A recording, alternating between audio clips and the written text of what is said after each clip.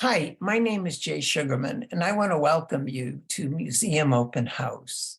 This ongoing series features and highlights many of the outstanding museums and other cultural institutions. The main purpose of most programs is to inform viewers about current and upcoming exhibits, various programs, resources, and other opportunities that are available for the general public. Today, via Zoom, we're fortunate to have as our guests artists Barbara Eskin and Helen Canetta, both of whom are associated with the extremely engaging and informative exhibit series entitled Shared Habitat Earth, a call for action from over 40 Boston area artists in response to the alarming state of climate change. During the program, we're learning why and how Shared Habitat Earth came about. We'll go into a behind-the-scenes tour of the current exhibit at the Belmont Gallery of Art. And in the process, we'll come to better understand and appreciate the talented artists whose work is on display, their thoughtful commentary, and a number of ways each of us can make a positive contribution to the environment. Let's start by meeting Barbara and Helen and then finding out all about Shared Habitat Earth. Welcome. So delighted you're both able to be here. Glad to be here. Hi, Jay. Nice to be here. You know, as I mentioned to you before, I had the wonderful opportunity to visit the exhibit last week. Eager to find out more and have you inform viewers. But before we jump right to that, I also think it would be of interest if each of you would briefly share just a little bit about your background and your own artistic interests. Barbara? Well, as you said, I'm an artist. I was thinking this morning, actually, the first time I painted something was when I was 6 years old, and it was a birch tree, and I'll never forget it. But then there was a long hiatus, and I started painting again much later. And I've always had an interest in nature. And the older I got, also in that tension that I was aware of between nature and technology, and nature and what we're doing to it. So, and lately, well, I've been very involved with Shared Habitat Earth. I guess we'll get to that. And I haven't even excuse me, I haven't even had the focus to paint myself. I've been focusing entirely on a marvelous group of artists. Wonderful. Well, we will indeed hear shortly about the involvement. Helen, welcome. A little bit about yourself and interests. Thank you, Jay. Well, let's see. I am I should say I have been for the past 10 years, an abstract acrylic painter. This art has been in my life for pretty much most of my life. I remember being a teenager and being really into drawing and doing portraits. And then, as Barbara mentioned, hiatus, life happening and pulling you in different directions. And then more specifically, in the past 10 years, I've reconnected with arts at a time when I really needed it. And I've pretty much stuck with it. And I've been very prolific over the past 10 years. And I'm really enjoying being part of SHE, which is our acronym for Shared Habitat Earth. Nice, nice. Well, I know we're going to enjoy one of your pieces shortly. Barbara, why and how did Shared Habitat Earth come about? A little of the history, the inspiration, motivation? Well, it is quite a story, actually.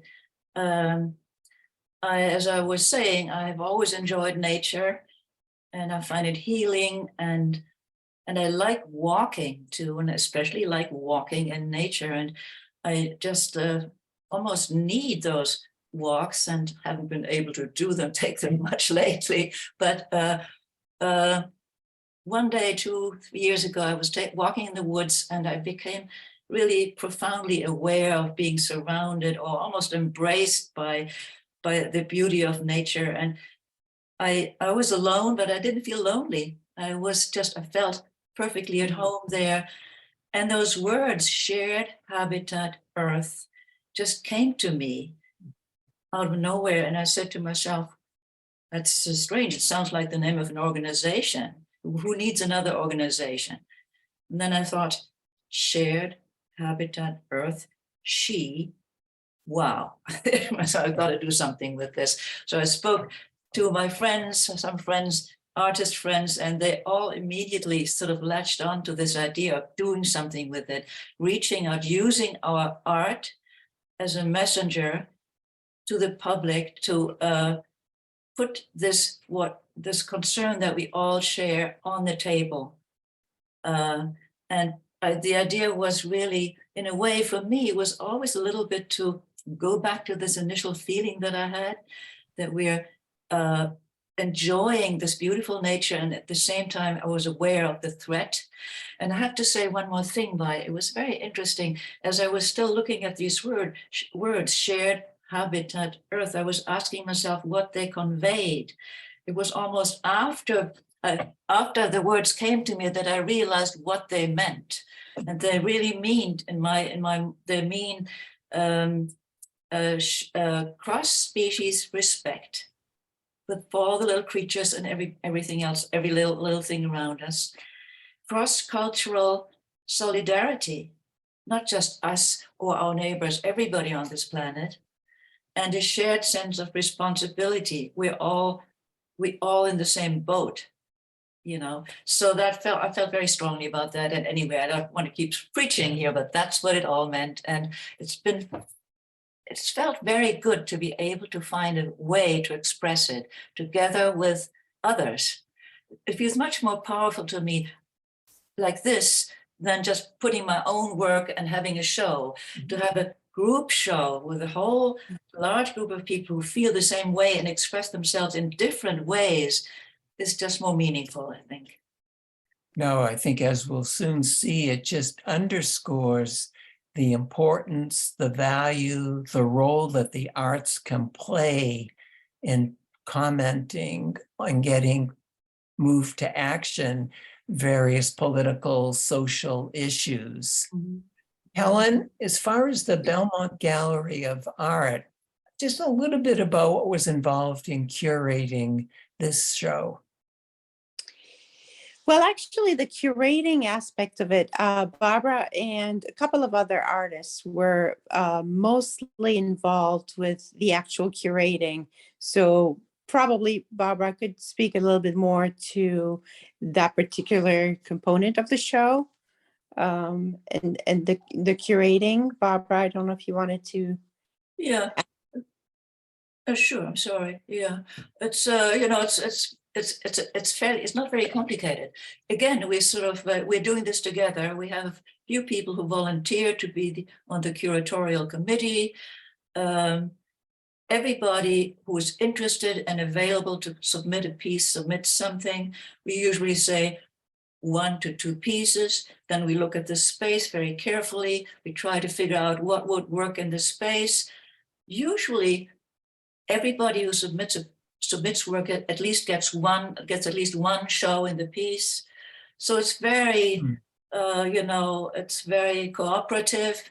And again, that feels so good about it. There's not much of a very strict selection going on, because a lot of the stuff is just plainly good. It needs to be out there. Helen, what are some of the topics or themes that are covered in the exhibit? That's a great question, Jay. There's and may I say that's probably, as a side comment, what initially drew me to the concept of the show and invited me, made it compelling for me to be part of the show is I really liked how this show, being a group show,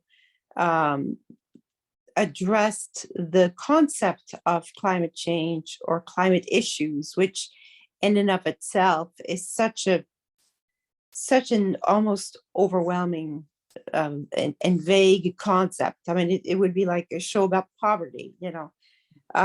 Climate change means so many different things to so many different people. Almost every single person, if you were to ask them what does climate change mean to you, would provide a different answer.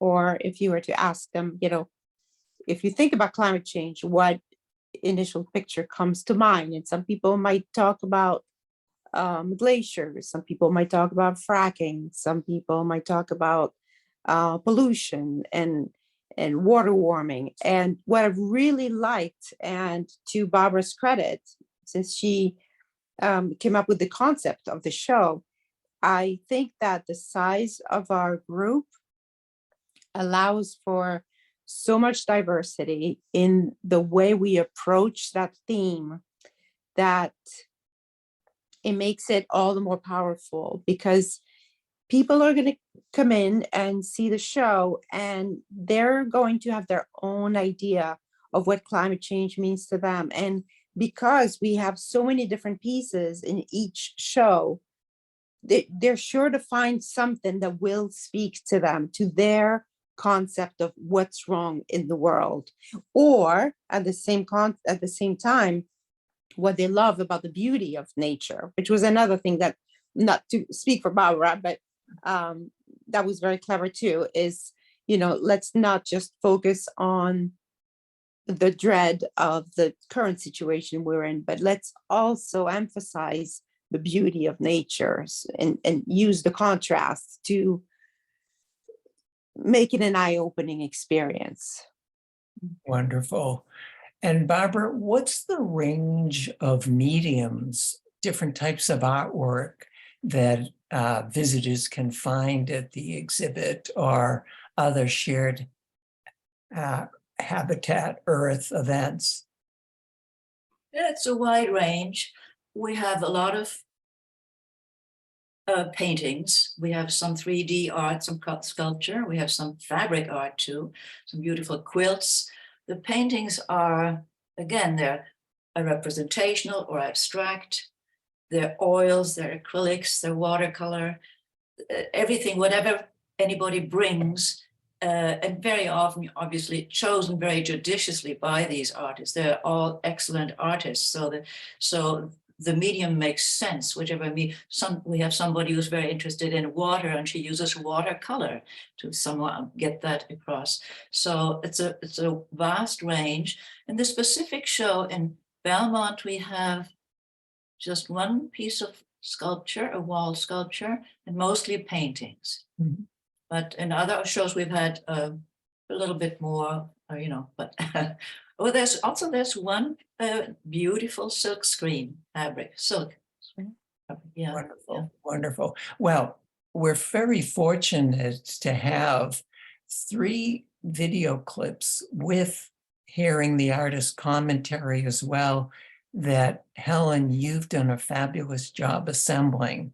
Let's segue to that, enjoy those clips that cover 16 of the artists, and then we'll continue our conversation.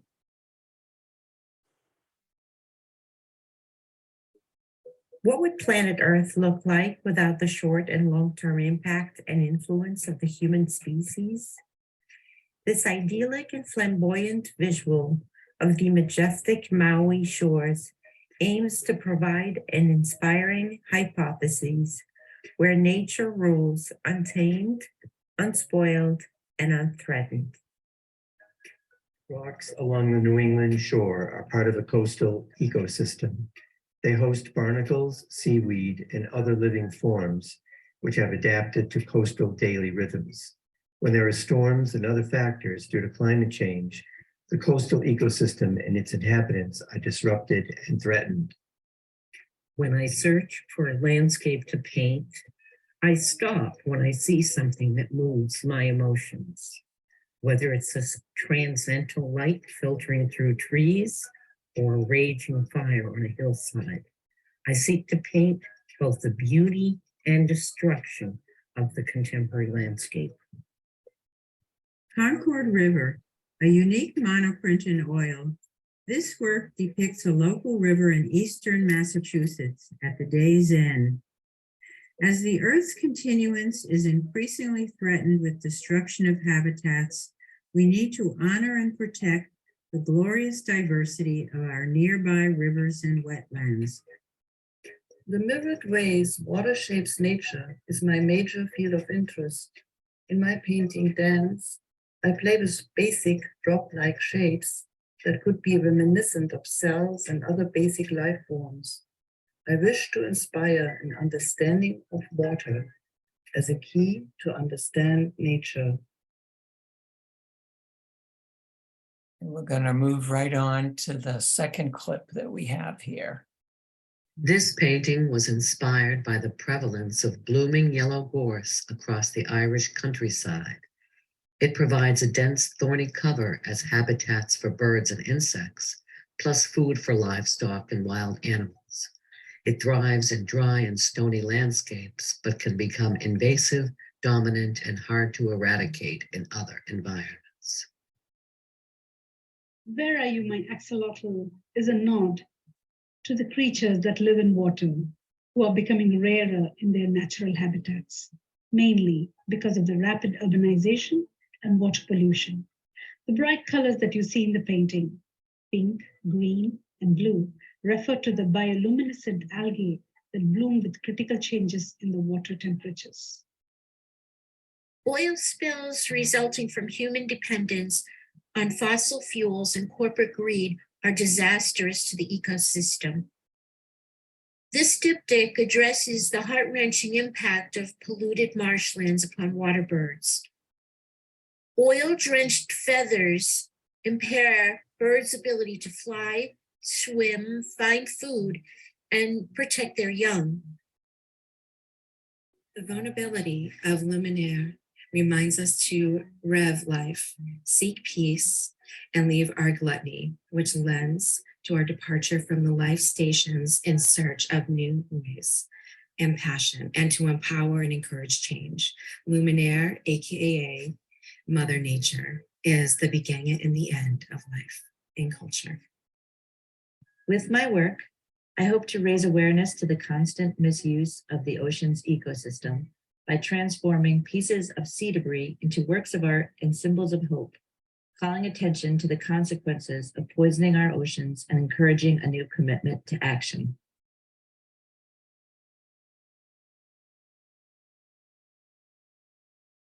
This collage paper artwork was created about 6 years ago on a trip to Puerto Rico that I took. And this was my first climate change artwork that I created. I was swimming in the ocean at the time and noticed all the debris and flotsam. And it started me thinking about how much danger our oceans are in. Alewife Reservation is an urban wild near a densely populated neighborhood, important for mitigating climate change effects such as floodplain management and relief from urban heat islands. It provides critical habitat for native plants, animals, and bird species, and walks in the beauty there provide benefits for physical and mental well-being. This painting appeared in my mind one morning during meditation. There is a chasm in a crucial glacier in Antarctica caused by warming seawater due to human activity. This is leading to increased flooding, which threatens the ecosystems of coastal cities. Chasm also references the divide between climate change believers and deniers. With change, what will borders mean? Our personal borders and those drawn on maps will face seismic shifts. My painting is a dialogue between what is happening to our planet and myself. With our environment in a crisis, I find my work inspired by how to convey the message to think about our natural elements and the beauty around us, in its abstract and organic way. As Plato wrote, the island of Atlantis broke up and sank into the Atlantic Ocean. It disappeared. Was that a consequence of moral decline, indifference, greed, aggression? Fact, fiction, or prophecy? Climate changes, melting ice caps, and rising seas precipitated the cataclysmic That is so powerful, an exhibit, the combination of the exquisite artwork and the very thoughtful, moving commentary speaks to what you and the others associated with Shared Habitat Earth have accomplished, and gets back to your initial thinking, Barbara, of the extra emphasis that the group working together has versus one individual's maybe show on such a topic. What's been some of the reaction and feedback to the exhibit so far, whether this one or other locations? Well, we got a lot of positive feedback. We got, for one thing, we have more and more artists who want to join in, actually. They like the idea of having a voice this way. And what I love most is when we meet visitors, when you're at the gallery and people come and you begin talking with them and they tell you what they like, and you can have a real conversation about, what's happening and how we feel about it and what we can and what we cannot do. That whole context is so powerful too. So somehow it feels very rewarding. As we were saying in another context, art is our messenger and this is our message. And it feels great when the message is reached and we can even put our words in too.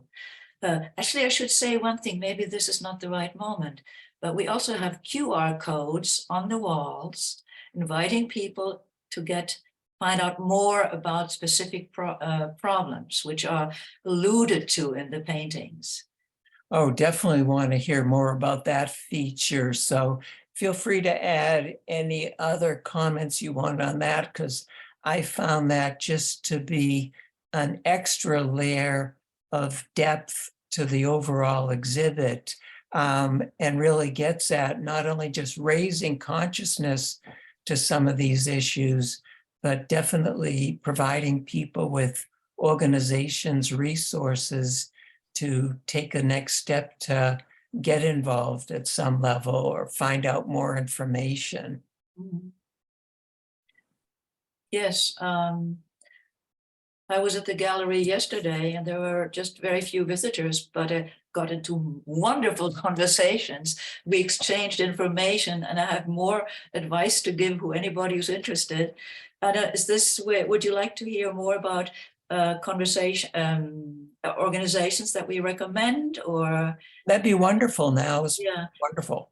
Well, actually, as everybody knows at this point, there are many organizations. And it's interesting, some of them, they all have a different approach. Some of them invite activism. Some of them want you to go out in the street and demonstrate. Some of them are more focused on legal action, pressure to put on our political representatives. Others are more focused on economic or other pressure that you can exert. So the question that I think everybody should ask themselves is, would I like to become involved as an individual? Or would I like to support one of these organizations? Would I like to? So you can do both. You can do, there's so much you can do. And what we had a wonderful discussion about these things a while ago. And we said, actually, everybody should just really find out what he or she is capable of doing. Not everybody is comfortable going out with a poster and demonstrating. Not everybody has the means to put solar on their roof. Not everybody, but I guess everybody can find one way that works for them. And that's what we would recommend. I know we have in the credits, we'll have Shared Habitat Earth's contact information, as well as the Belmont Gallery of Art. Helen, what's been some of the other related programming connected to the exhibit? So Jay, we've been trying to think of ways to bring people together, not only to look at art and hopefully have some dialogues, which we've had many of, but finding ways to bring local communities, members of local communities together, in enjoying various activities. So, for example, within the scope of the Belmont exhibit, we do have a workshop coming up this Sunday, actually, April 2nd, and it's scheduled between 2 and 4:30. And we still have a few seats available. It's a free event, and it is a build your own wind chime workshop where everything is provided. So this is the perfect event. There is no previous art experience or knowledge needed. I believe we have set a minimum age of 12 just because there are tools and will be some sharp objects around. But anyone who just wants to, get out of their own head and maybe just do something fun for themselves, or maybe want to bring a friend along and just wants to disconnect from the world, can just show up. Well, they actually, we recommend that they do sign up, because we are watching how much, we're close to being booked. We still have a few seats left, which is great. But there'll be beverages and food, and there'll be all the material will be provided. We will have I want to three-dimensional artist. Barbara, did you want to say something? Yes, I want to say, and the materials provided are stuff that's been thrown away, plastic, metal stuff that's been thrown away. So it's getting recycled in this artistic way. Sorry to jump in, Helen. No, not at all. Not at all. And it will be a combination. There will also be some driftwood and a couple of other things. We will have a guest artist, Rebecca McGee Tuck, who is a three-dimensional artist and well known in the Boston and beyond community. So she will be there as well, and trying to teach people and maybe get their creative juices going before we get started. And we will also try to use this opportunity to educate a little bit people on the raw material they're using, just to make them aware of how much of it is out there. Wonderful, wonderful. Well, in closing, just want to show images of some of the other artists contributing to the Belmont show. And they have, as the previous artists, wonderful written commentary near their pieces as well. And a reminder that the exhibit in Belmont will be on display until the end of April 30th. And then you can go to the website and contact information to find out about other organizations, locations for other upcoming exhibits related to Shared Habitat Earth. But unfortunately, we've come to the end of the program. I want to thank both of you so much for taking the time to be here. Congratulations on what you have achieved with the organization, with this exhibit, and continued success with future endeavors. Thank you, Jay. Thank you, Jay. I also want to thank those of you watching for joining us, and hope you'll be able to tune in next time.